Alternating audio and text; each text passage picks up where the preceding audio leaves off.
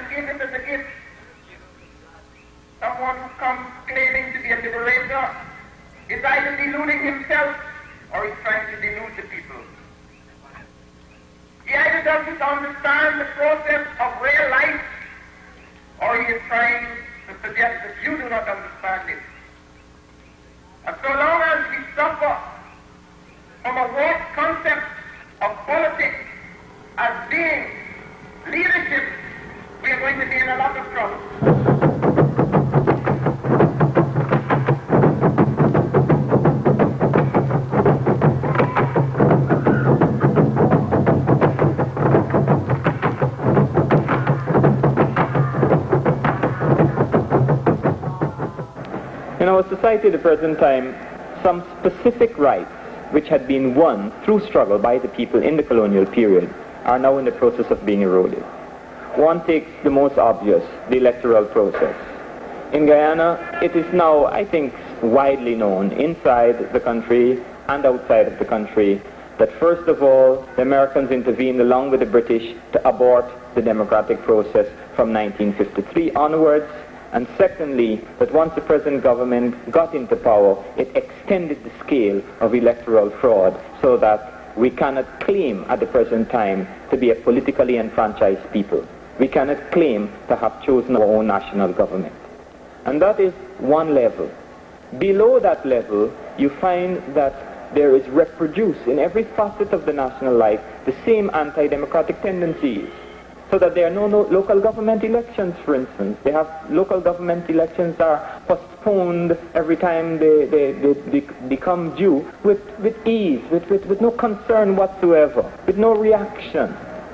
There are no elections taking place within certain trade unions, where workers at that basic level should be choosing their representatives to deal with their material interests. And once that anti-democratic principle is established, we see then step by step we move backwards. And I say backwards very deliberately. These were not rights or privileges which were handed to us by the British. The right to have your union and to have a democratic union was won through struggle in this very century.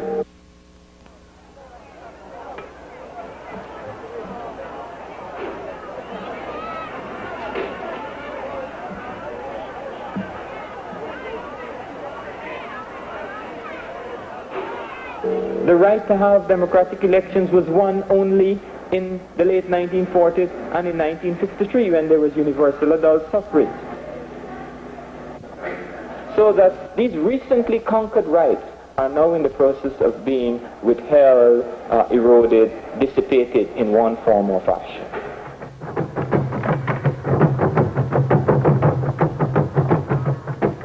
In the early years of independence, or the last years of colonialism, we had certain illusions that having inherited the formal modes of political procedure from the British, that of necessity we would not follow the paths that had been followed by other Latin American territories or by countries such as Haiti, Rwanda, Duvalier, and the Dominican Republic and Cuba and the like. And as people begin to recognize that many of these authoritarian traits and repressive institutions can and are emerging in our society, I feel that there is a growing awareness of the need to attempt to combat this repression.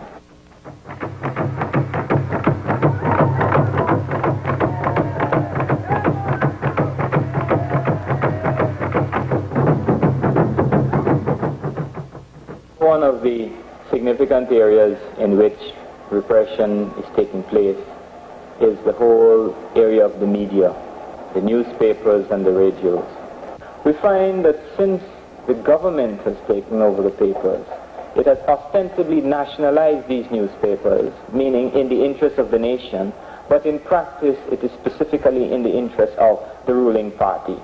As the Prime Minister of this country himself once cynically remarked, he says, the government never tells the newspapers what to print, they simply tell them what not to print. And then they go beyond that. They're not prepared to allow competing centers of information, so that they utilize illegal machinery to crush things like the Mirror, the People's Progressive Party's newspaper, the Day Clean, which is a news sheet printed by the Working People's Alliance.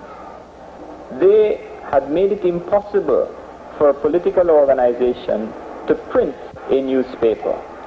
That organization then resorted to mimeographing a sheet, but the government considered it absolutely essential to continue to persecute, to go to the level of seizing typewriters, to make it impossible for people to type and produce a mimeograph sheet. The point is that elements that clearly purport to be anti-socialist are not pursued in the society with the same vigor.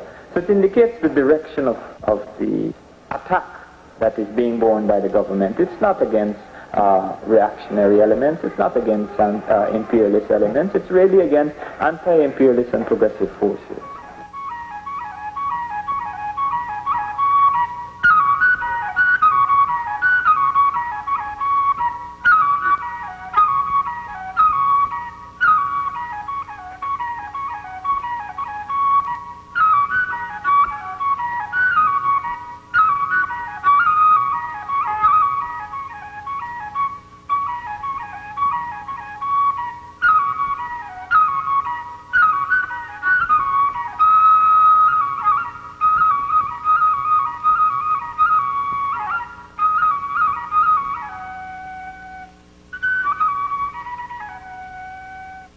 In Guyana, when we speak of civil liberties and civil rights, people are beginning to understand that the most fundamental of these is the right to work in our society. And what is occurring in Guyana is that the government is making political capital out of the indefensible position of one who is either unemployed or is very close to the line of being unemployed. Guyana is a small country. We have to be realistic about that. It means that if you're unemployed in one area, you don't sort of leave the East Coast and go and get a job on the West Coast, or leave the North and get a job in the South. You don't leave one industrial occupation and get a job in another. To be excluded from one specific area of employment often means total exclusion from the employment market. And since the government itself has taken over so many facets of economic life, has nationalized the bauxite, has nationalized sugar, has nationalized a number of private firms, justifiably so, it has taken up a position as the principal, far and away the largest single employer in the country. Consequently, the ground is really set for the utilization of this device of the party card, of political control by means of denying the right to work. And it is a frightening situation in its own right, because in all reality, it is unnecessary to threaten a man's life and liberty if by the fundamental threat to his capacity to earn and survive, you can reduce him to a state of submission. And this is continually what is taking place. It does not appear on the surface to be as frightening as the overt exploitation and oppression of the South African prisons, or the Chilean torture cells, or the Brazilian torture cells. But from the viewpoint of the mass of the population in the country and their capacity to express themselves politically, this denial of the right to work is a new frightening dimension of our political scene. Even as a critic of the government of this country, myself and others in the Working People's Alliance would not expect that the economy automatically would transform itself from a colonial economy, from a dependent economy, to an independent, functioning, socialist, integrated economy. We do not expect this because we understand the dynamics of the international capitalist system into which we are caught up. Many people are, of course, fully aware that Guyana has made claims to having broken with imperialism, or having the intention even of breaking with imperialism. What we find in our actual economic relationships is a very marginal shift for the sake of convenience towards an expansion of trade with socialist countries and a nominal takeover of large sectors of the economy, but not based on a firm commitment to break the ties by which our working class was continually exporting surplus to foreign capital. Consequently, at the last budget, it was evident that the rate of repayment of interest as well as the actual payments for nationalization was so high that it constituted the same drain, if not greater, than it was in the period of direct foreign ownership. This is the sort of contradiction in which we find ourselves, partly because of historical forces, but also because the class in power doesn't have a conception of where it is going, how it will extricate itself from certain relationships, and indeed one wonders whether fundamentally the petty bourgeois class really has a commitment to extricate itself from international capital. Food is plenty in the market to till GMC dumping. Money not ever buy because you're poor like me, you're black like me, and poverty is your legacy. Last election was 64. Some since then was selection. That's all about corruption. Poor like me, you're black like me, and poverty is your legacy. Yet we have democracy and can't do nothing. We have neither the power nor capacity. Code of Conduct Acts start cut down corruption trees. Limofal, Brabajap, libel, scandal. They clean in court, mirror in court, you see in jail. Can't get no bail.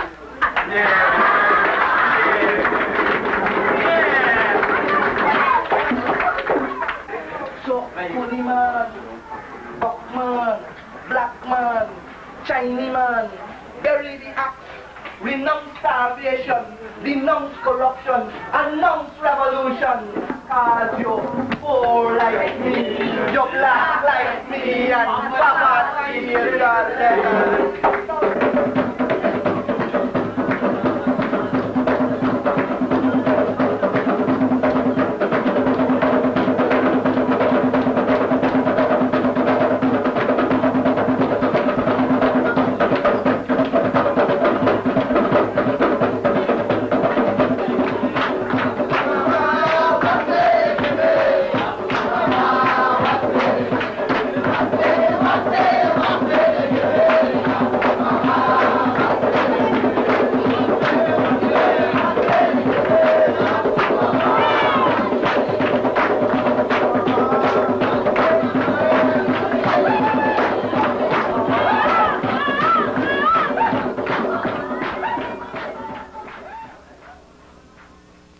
government has put the whole nation in a position in which it has to pay in order that foreign capital or foreign multinational interests should still continue to draw surplus from our economy in indirect means. But having put the whole nation in hock, as it were, the government goes further. It makes certain distinctions which allow a small segment of the population to pass the real burden down to the vast majority of the direct producers. The key question then, is there any basis for suggesting that the working people themselves are now either in greater control of the processes, or are they in a better position to recoup for themselves the product of their own labor? And I would suggest that the answer to that is a negative, and that is the answer which workers give. This is the answer which bauxite workers are giving. This is the answer which sugar workers are giving, and the record is clear in terms of the actions which these workers themselves are taking.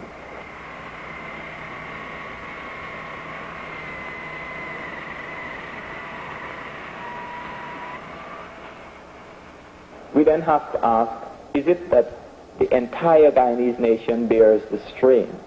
Or isn't it that a particular segment of the population is itself in a position to pass the burden down to the vast majority? They do so in terms of their high salaries. They do so in terms of various quasi-legal and illegal manipulations, either in direct control of the economy or sometimes in conjunction with the small private capitalist sector which exists. The well-known tale of the rake-offs and the like. Okay. So the political elite ensures that they do not suffer from the pressure which is brought to bear on the nation as a whole. And this is again where the class question comes to the fore.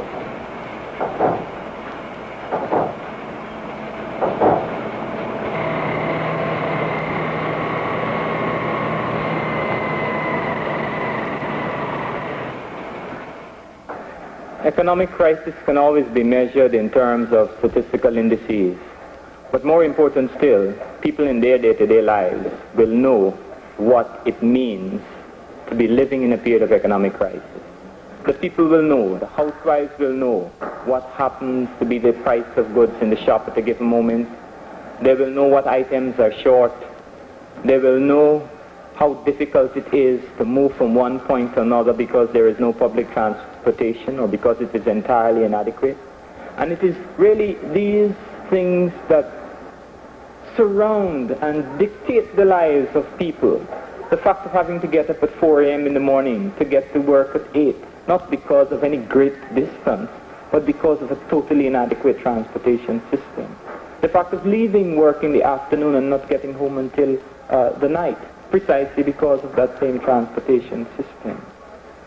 It seems to me that in many respects, the working people of the country are showing by their actions and showing by their day-to-day utterances their awareness of the way in which all these indices are real to them in a day-to-day sense.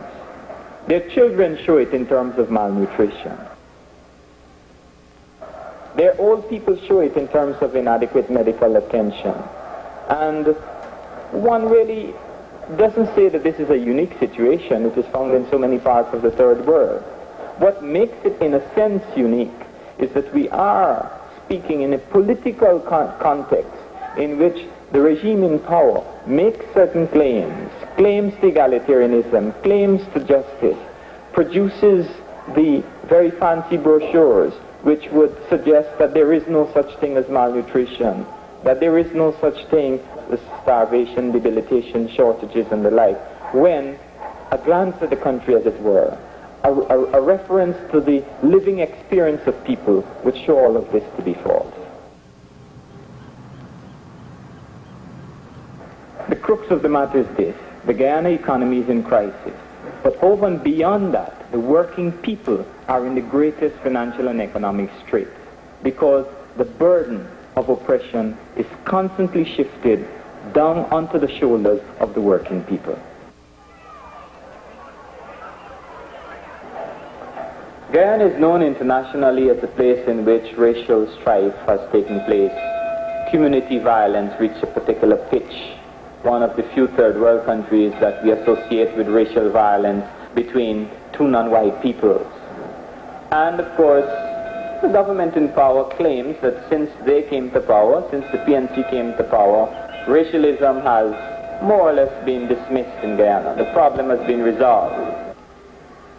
The Working People's Alliance challenges that position. We say that far from being resolved, racism has simply been manipulated by the party in power, and that it is absolutely essential for the well-being of the nation as a symbolic entity, and more particularly for the well-being of the working people as real living beings, that we should address ourselves to the problem of race, and that we should transcend rather than ignore the problem of race. The regime simply goes around papering over cracks, posturing, presenting public positions which claim that there is no racial oppression, that there is no racial discrimination, that there is no sense of racism in the way in which they operate the economy. But in actual fact, they play upon the fears of the Afro-Guyanese masses, they exacerbate the fears of the Indo-Guyanese masses, and in everyday affairs, the manipulation of the courts, the question of granting employment, the structure of the national service, the employment in public services and in all of the armed services. In all of these areas of the national life, there are day-to-day incidents where people of one race or another have cause to feel fear. The Working People's Alliance sees it as one of the principal tasks of our generation, perhaps the most overriding task, to break the division in the ranks of the working class, to overcome that division, to create a unity based on struggle, not a hypothetical unity, not a theoretical unity, but a unity based on struggle, a unity arising out of the fact that workers who are African in origin or Indian in origin, at their place of work, in their places of residence, will struggle for their own material and cultural rewards, and in so doing come to a sense of the necessary unity required to achieve their objectives.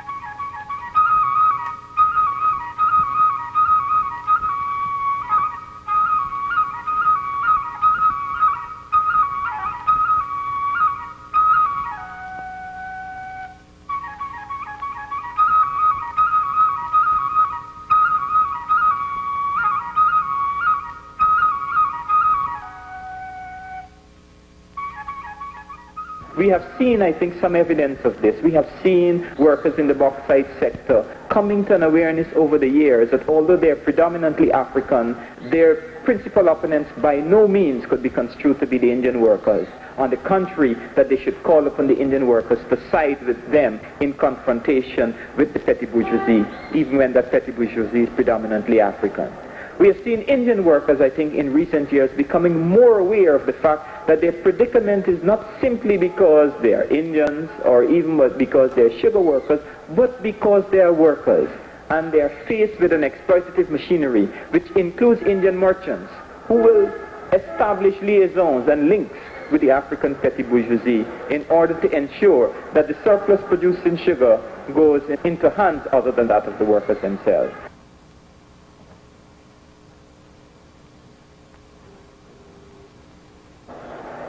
My own awareness of the history of Guyana in the colonial period is that the colonial regime trembled whenever African and Indian workers moved together.